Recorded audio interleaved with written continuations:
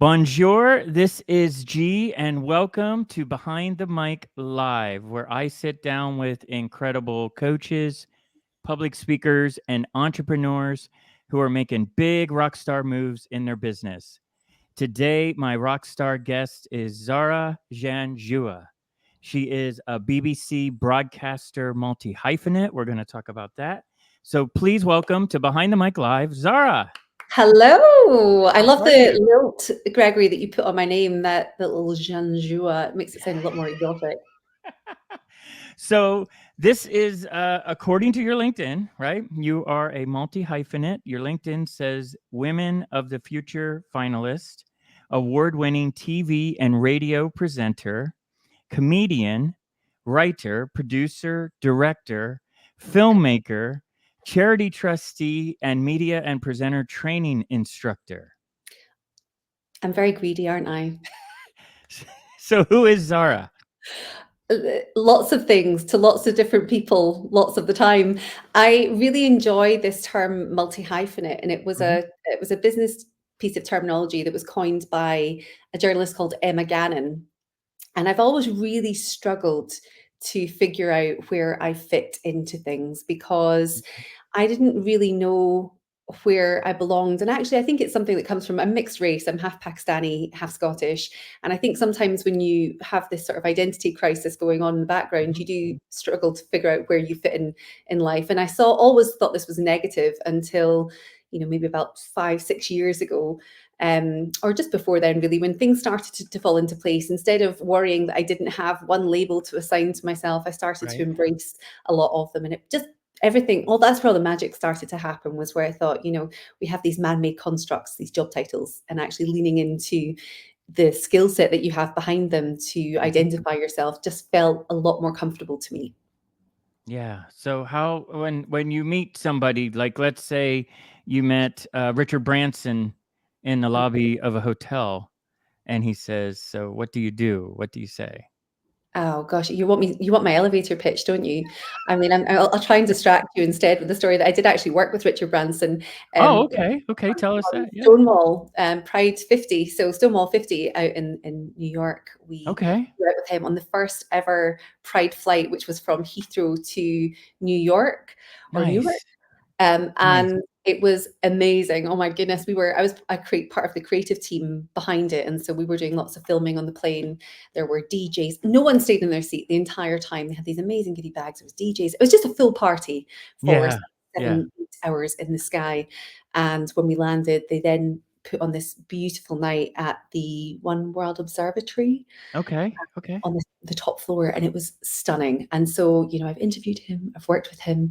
Thankfully, he didn't ask me that question, but if he had, I would have said that I am a creative storyteller and someone that just really enjoys using storytelling as a force for good. And I think that sort of encapsulates most of what I do. Yes, that's funny because I just pulled Richard Branson. Like I didn't know that you worked with him. Well, I know that you like speaking in anecdotes, don't you, G? So I thought Yes. I would steal one in just before we got Yes. started. So how did you find your voice? That's a very good question. I guess I have to start by talking about presenting, because I didn't Mhm. study broadcast journalism.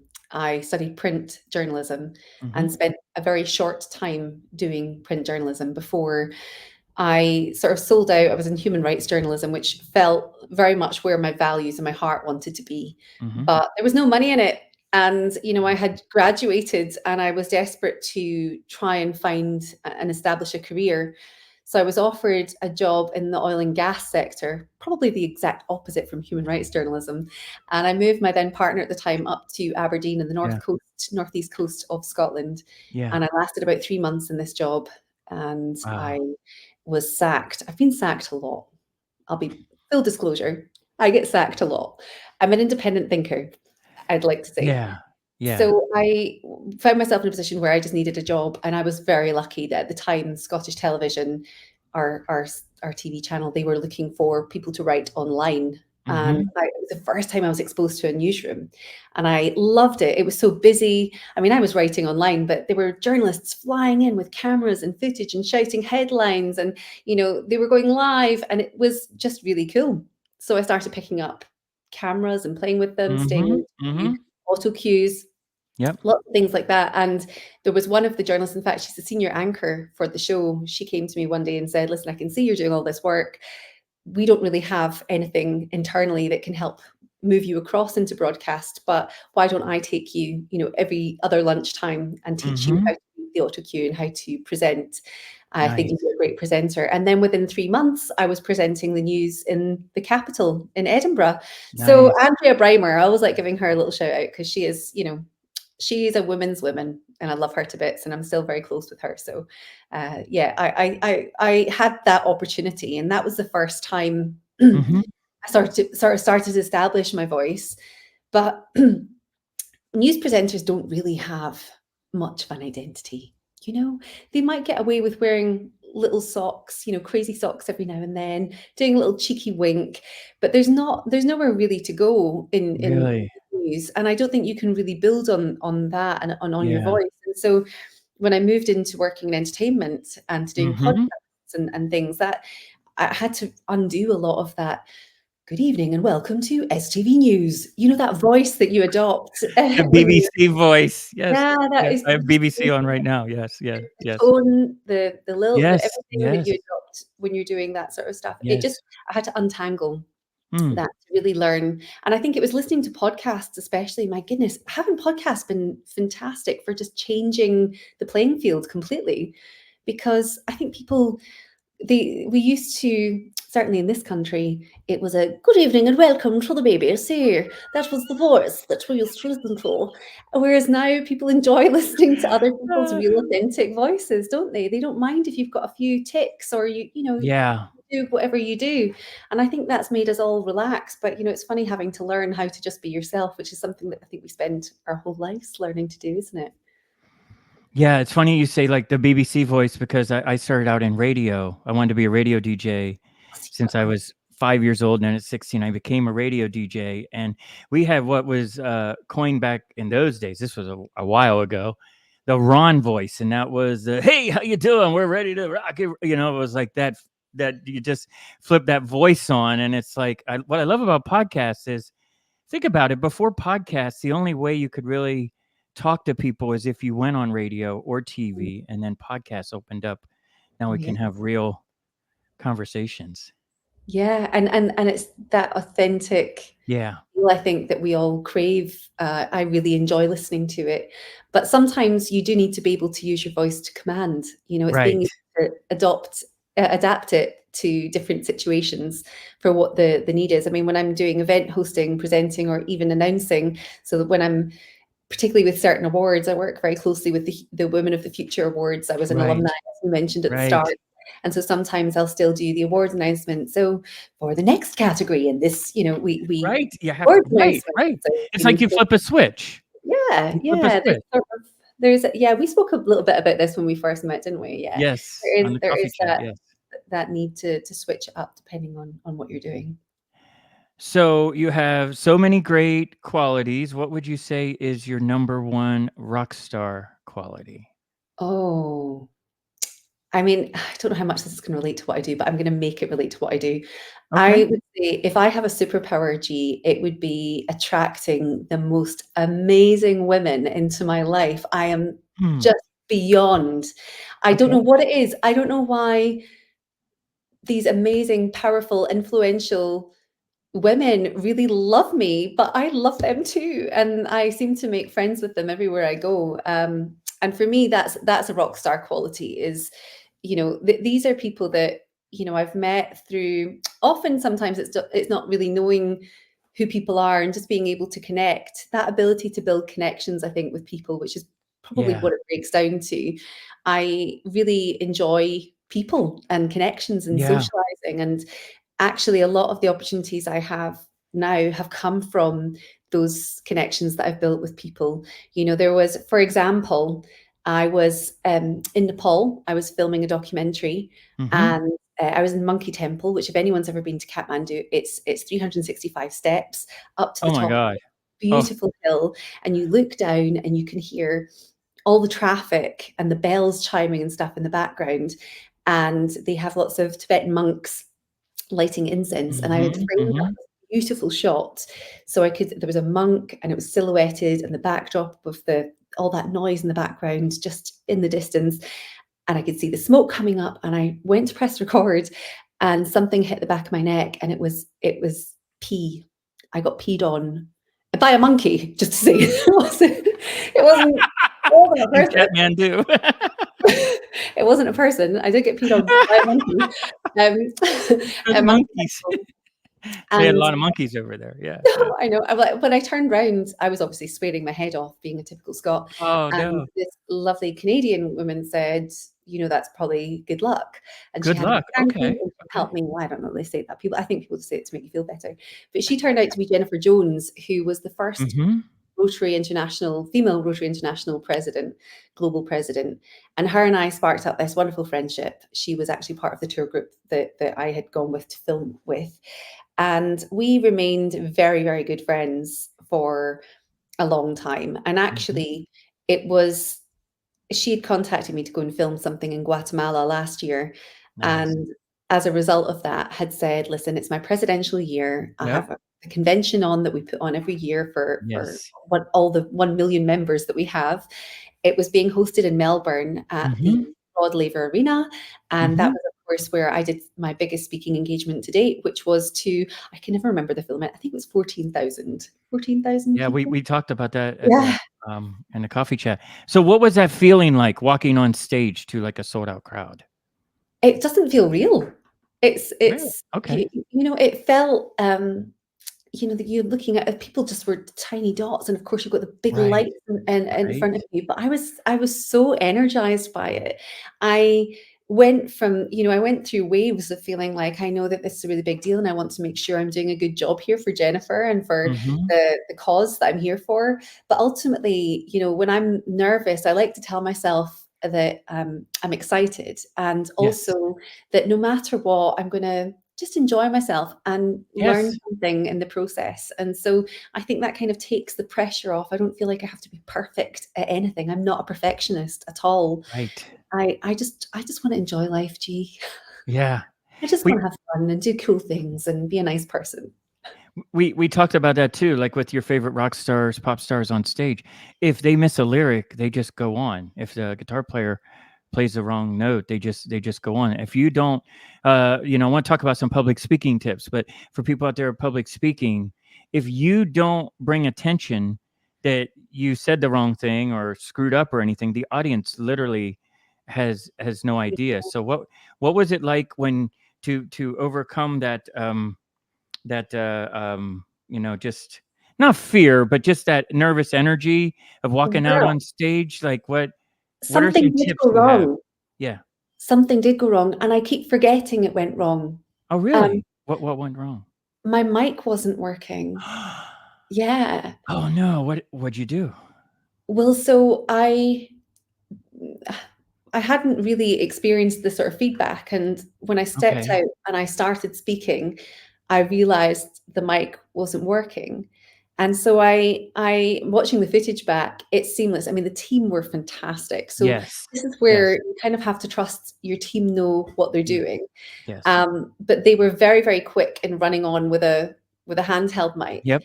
And I think I'd kind of indicated with my hands, just 1 minute. And then someone brought a mic on. Nice. And I said, right.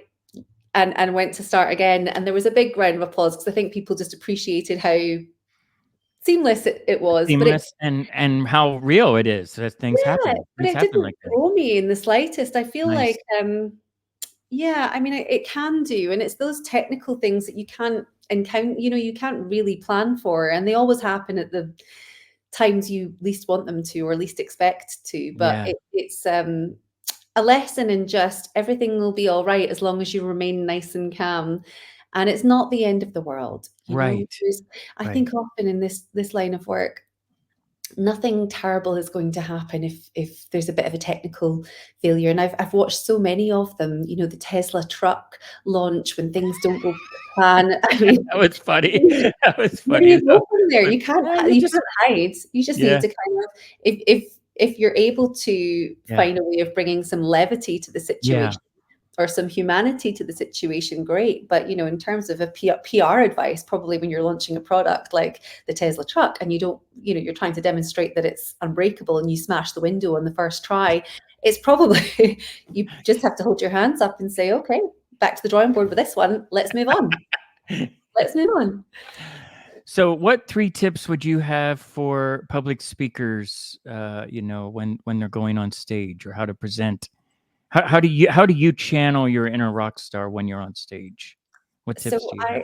if I just have even a minute before I go on and I start to, you know, all the fight and flight stuff that starts to happen, you know, you might get, some people get a really dry mouth, other people start to shake. I've got a friend who Mhm. breaks out in hives, so it looks Oh my really, god. you can see when she's really nervous, or Wow. you can actually see that trauma, the inner trauma that she's experiencing coming to the surface. And so your body has a physiological response to that feeling of fear. Okay. And if you are going on stage, the worst thing you want to do is to feel nervous. And certainly you don't want to look nervous, because it tells the audience that they can't really trust you, or, you know, it makes them cringe, or hold tight, or hold their breath, thinking, oh gosh, I wonder how this is going to go. You don't want any distractions from what you're saying. So what I tend to do is a breathing exercise, which helps to slow down your heart rate, because it's really what's happening is Okay. your heart's going really, really fast. Yep. And it's because of that you're getting the dry mouth, which makes it harder to talk. And, you know, you get all of these physical symptoms. So I breathe in for 4 seconds. I Mhm. hold my breath for 4 seconds, and I breathe Okay. out again for 4 seconds. Even if you have a minute, you can obviously do that 4 times. And if you do it Mhm. 4 times, it's enough to bring your heart rate down. So it's, you're tricking your brain into thinking, or you're tricking your heart rate into thinking that nothing's wrong and Right. everything's fine. And so all those symptoms will subside. And actually, it's nice, just even as a brain distraction technique, from thinking, Mhm. gosh, how it's going to go, or worrying about the audience, or, you know, thinking about things. It takes you back into the present, because of course that's what you're trying to do. We're all trying to present, and sometimes we forget that we have to be really present. So that's the first thing I would do, is Okay. just get the breathing down, Get the breathing make right. sure Get you're in the centered. right mindset. Just Yes. center yourself. I also have a really positive mantra, something Okay. I tell Okay. myself. So I used to, I mean, it was years ago. I had never obviously studied presenting, and someone asked me years into my presenting career, what do I tell myself when I'm going live? And can I swear? I mean, LinkedIn will edit it or whatever it does. Yeah, why American not? pros really Let's swear, hear don't your they? mantra. I used to say, "Suck it up, bitch." You know, this is this is the life you chose. So, you know, like, get on with it. That's so Right. Glaswegian, can I just Yeah. say? Glasgow is where I'm from, and there's a real sort of hard, tough love Yeah. there, and we don't sort of entertain any of that nonsense and self-doubt, Yeah. and just get on with it. Just get on with it. There was no sort of addressing of the actual feelings. So they said, "Is there something more positive you can start to tell yourself, like, I'm good at this and I enjoy this and this is Mm. really great?" And you know, this idea of, like, would you take the voice in your head to dinner? I think it's always really important if we ask ourselves that. If you, Would you take the voice in your head to dinner? Explain. yeah. Explain. That's Well, like, fascinating. I would take my mum out to dinner, take my girlfriends out to dinner. I'd take all these people that would tell me the most positive things, that are my biggest champions. But would, you know, sometimes the voice in my head, it might not necessarily be telling me the things that my biggest champions would be telling me. It's telling me the opposite. And you have to really become aware of that inner narrative and that voice in there. What's it telling you? So I like to say, you know, I'm really good at this, and Yes. I'm going to enjoy this. And no Yes. matter what, I'm going to learn something. This is all a positive experience. And it just makes me feel that, you know, things don't have to be perfect. I just need to enjoy them. And the other one is to tell more stories. Yes. Tell Yes. more stories. Yes. So storytelling, it's at the heart of everything I do. And you just telling more stories just also makes you relax a little bit, because there was actually a study, and I think it was by the Princeton University's Neuroscience Institute, and Mhm. they were studying content, and they wanted to find out how people responded to various types of content. So they had Okay. a presenter, and Mhm. had participants taking part. And what they found out is when we're sharing facts, data, information, there's not really a lot that they can see. There's no correlation between the mind of the person telling the story and the people listening.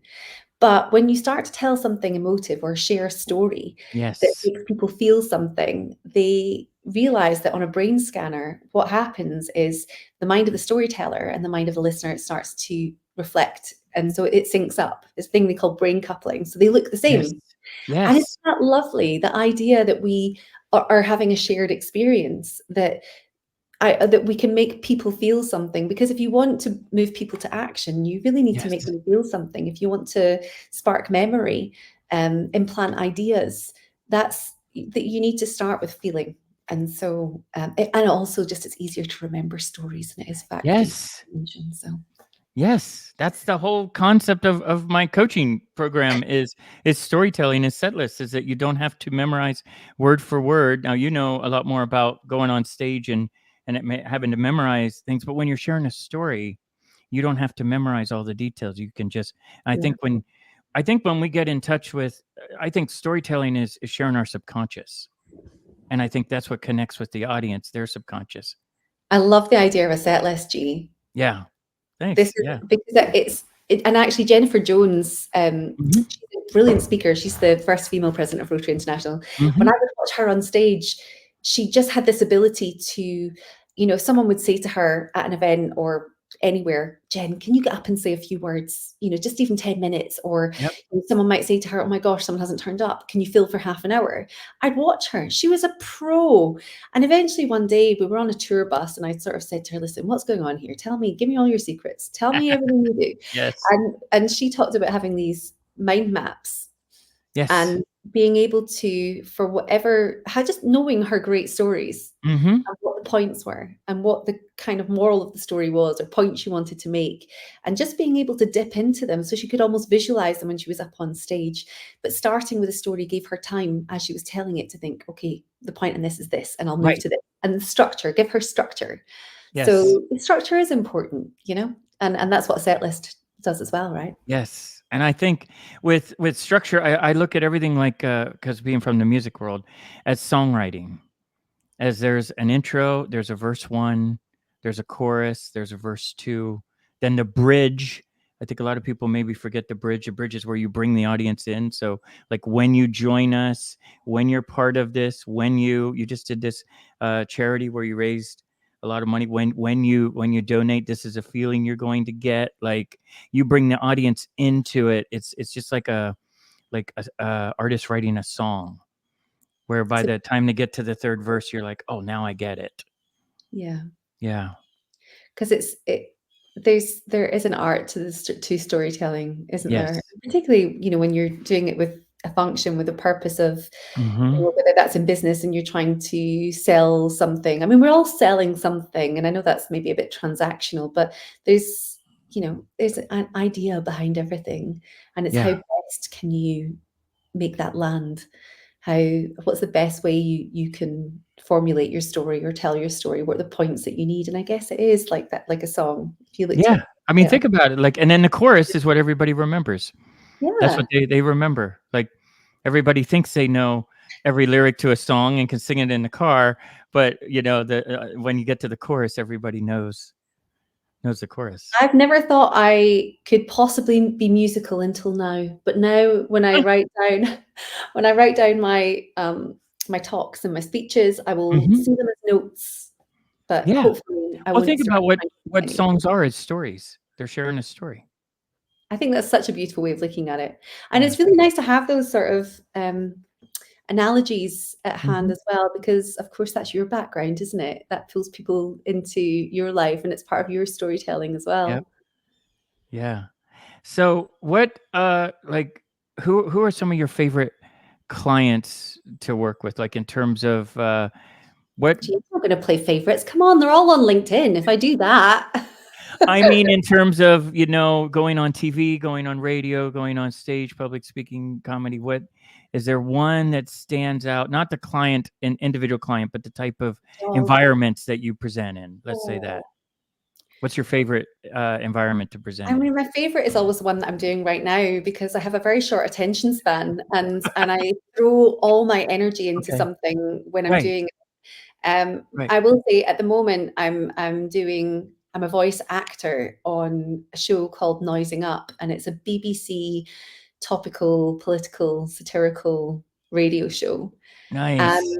I have no idea how I landed it because Okay. I'm not an actor, although I've been doing acting, only because I was writing sketches and I was Hmm. getting I was being commissioned to make comedy sketches by the BBC. They kind of give you the Okay. money, you get your own team and your own production team and stuff, and you go and make it. But Nice. I didn't have enough money to pay an actress to do the roles, and so I thought, well, I'll just do them. Right. Right. You That's are how an actor. arrogant I Yeah. am, G, is I thought, how hard can it be? And the answer is very hard. I really have so much respect for actors, but I think I think the willingness. I don't believe in faking it till you make it. I don't. Well, I can't really fake. I don't like the idea of being fake. I think it's. I have so much self belief that I will get things when I try them, and it's okay not being perfect first time. Having that willingness Yes. to continue learning makes me unafraid of taking on challenges because I don't put too much pressure on myself. I'm a sort of that'll doist. A what? Some I'm sorry? that will do instead of That a will do. Okay. That's do the it. that's the producer in you. Like, let's Yeah, get it fixed and move probably. on to the Yeah, next. deadlines here. Come on. There we go. Yes. Um, Yes. but I love it because I'm not just voice acting, so Mhm. I have the opportunity to do lots of impressions. Right? Which when I was growing up, I didn't know. I mean, I thought that everyone could do impressions, and I thought everyone did accents and things. I didn't realize it was a specific skill set.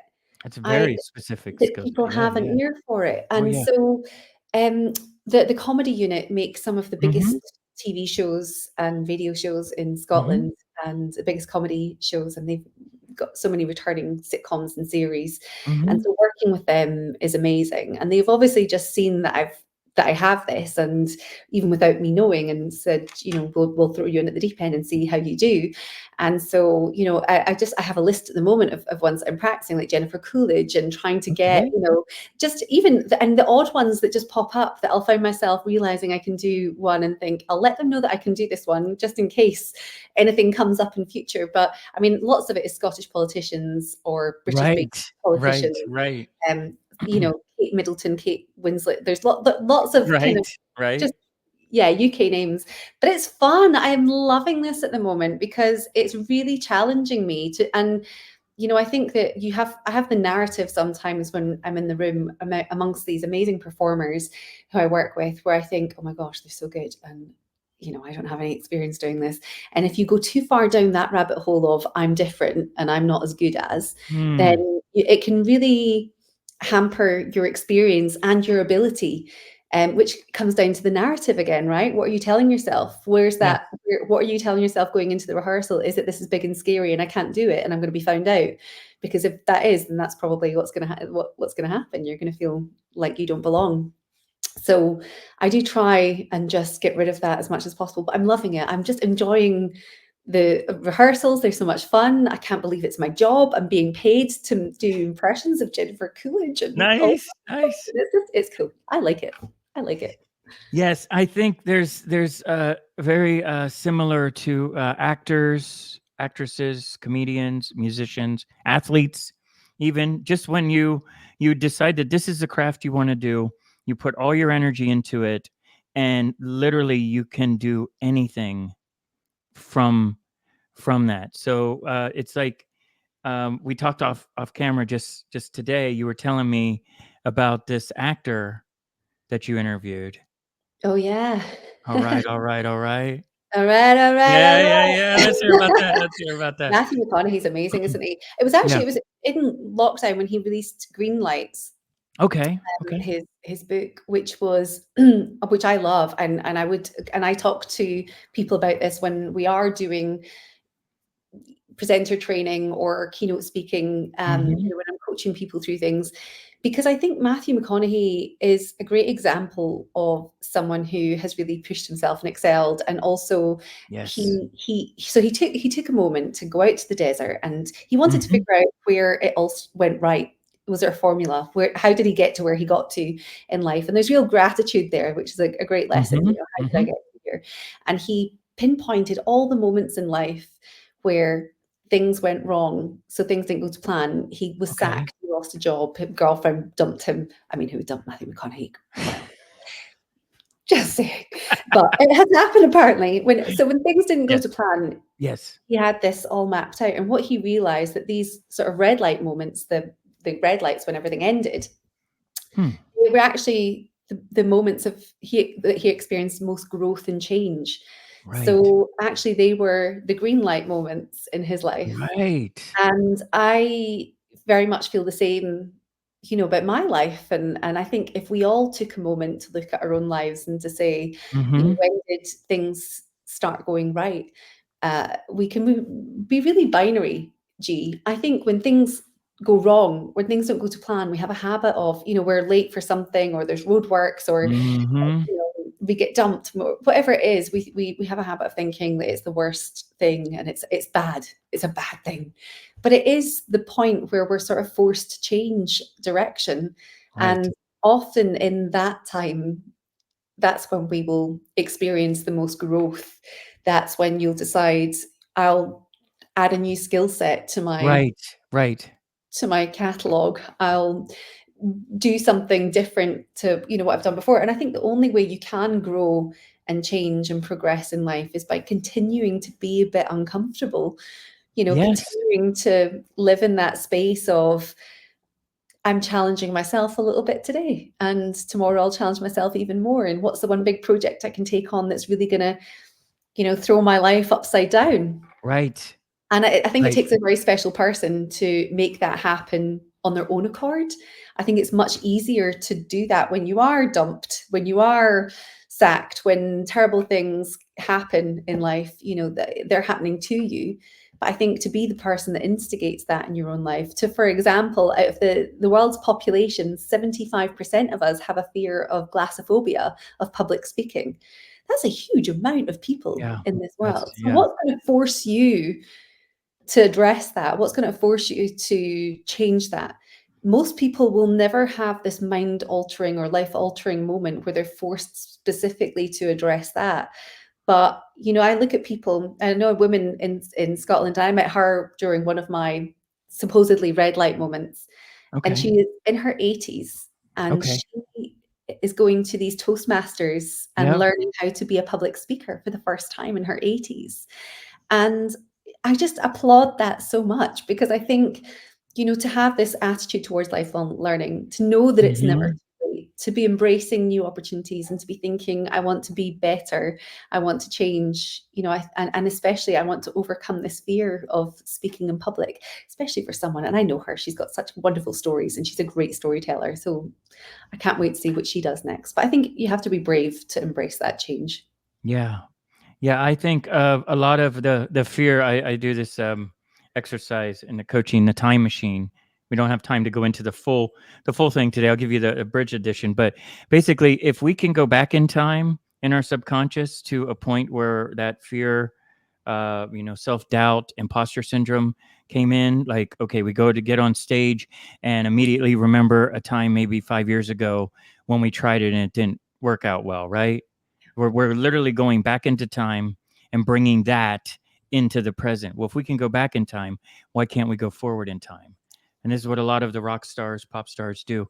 They visualize, and athletes, everybody does this. They visualize their success before they even go on stage. So when the moment comes to go on stage, it's natural, it's normal. Yeah. It's like I expect it because I've rehearsed it. Remember, I think Taylor said this whenever she was putting her show together. She sang her whole show on the treadmill for 3 hours. I mean, just Oh, think about that: singing every lyric and going through the show visually in your mind while running on a treadmill to make sure she was able to present that. had She, the fitness. I mean, She's amazing, isn't she? Let's be yeah. honest. Yeah. Well, But yeah, that's it the took a while. mindfulness and manifesting techniques, isn't it? Yeah. And I do believe in all of that. I could be accused of being a little bit woo-woo sometimes, you No, know. there's never too much woo woo, because if it works for you, chances are it's going to work for other people too. But it's living in that feeling, I think, as well, to Yes. just appreciate that, you know, it's possible. I think you have to see it sometimes to believe it, and seeing your own success, I think, makes you Yep. one step closer to actually achieving it. So I'm a big fan of Taylor as well. So how can people work with you? How can they, what's the best way for them to reach you, to book you? Oh, well, I have a website. That's probably the best way to get a good view of everything I do, depending on what you're looking to work with me on, whether Yep. that is presenting, event hosting, whether you're looking for coaching or training or anything else. You can have a look at my website and get in touch very easily on my website. But I'm also one for the socials. So I'm on Instagram at Mm-hmm. Zara J, and on Facebook. And I'm a big, big fan. Do you know, I absolutely love LinkedIn. Yeah. I get more excited about a LinkedIn Yes. notification than any other notification. I don't know why. I just love LinkedIn. So find me on LinkedIn. Yeah, I think they're making a big change here. I think it's much better. The IG and TikTok and that. I mean, I'm on IG, but yeah, it's so Yes. before we wrap up, who is your favorite rock star? Oh, my favorite rock star. I mean, okay, so you're gonna, is she a rock star? I mean, you just mentioned her. I'm a big Swiftie. Oh, okay. Well, there we go. All I'm right. a massive Swiftie. I think I have the same taste in music as 12-year-old girls, which is why I get on with them really well. Like if you sat me down in a room with a load of 12-year-old, 15-year-old girls, we'd get on perfectly, like house on fire. What is it about her that stands out? I mean, well, obviously we know that side of it, but to you personally, what is it about her out of all the artists out there you could Oh, pick? it's the message, it's the meaning, and it's the heart she does it with. Yeah. You know, I think that I appreciate that she uses her platform for good. Something that I Yes. very much feel aligned with is, you know, you can use your superpowers in this life or your rock star qualities for good or for bad. I feel like this with comedy as well. A lot of comedians hit below the belt. I'm not a Yeah. fan of that style of comedy. I Yeah. think that using it to champion people and lift people up is always much better. And I think that's what Taylor does with her Yeah. music. I appreciate the message she gives to younger people, particularly Mhm. younger women. Yep. Um, there's an inclusivity to her music that Yes. is Yes. global and worldwide. It just makes me feel so proud of her, even though I don't know her. And you know, I live in Scotland. This is not somewhere that's known to have a global perspective. Quite often, we can have a very insular mindset, and I try as often as I can to be a woman of the world and feel Yes. like a global citizen. And some of that is traveling for work, traveling to Mhm. work on global projects, continuing to look out opportunities to be exposed to different mindsets. So I feel like there's lots about Taylor. Plus, I just like her music. Listen, sometimes I'm just basic and I just want to listen to something and enjoy it. And it's just how Yep. it makes me feel. And she makes me feel good. Yep. Yeah, she's great. I remember when she was starting out in Nashville, and then to see where she is today, it's incredible. But that's another example of somebody that when you decide this is what you're going to do, that's what you do every day. Yeah. Like she just every day is When working your towards life it. aligns with your purpose, I think it can Yeah. take you to such beautiful places. You've Yes. done it. Yeah. Wow, this is great. So I want everyone to connect with Zara here on LinkedIn and Thanks, Jane. on IG. And you can check out her website, zarajanjura.com. That's right. And check out all these amazing videos that you have and shows. And are you working on a book? I am working. I'm working on two Oh, books at the moment, two actually. books. Okay. Yeah, but finding time to sit down and write them at the moment, geez, is proving slightly challenging, which I'm not ever going to complain about because I'm very glad that I've got wonderful Yes. clients and wonderful opportunities. I've got a new TV show coming soon here in Scotland. I've got a couple of radio shows I'm doing and lots of different event work and live work coming up. So there's, you know, I've got plenty to stay busy with. It's Yes. just occasionally I want to disappear to a cabin for a week. Right. Yes. All right. Well, thank you again so much for taking time to come on the show. I know you've Thank got this busy schedule. I really enjoyed our coffee chat, and I've loved this it interview too. is just incredible. Thank you so much. Thank you so much for having me. Have a great day. All right. You too. We'll talk soon. All right. Bye. Ciao. Thank you.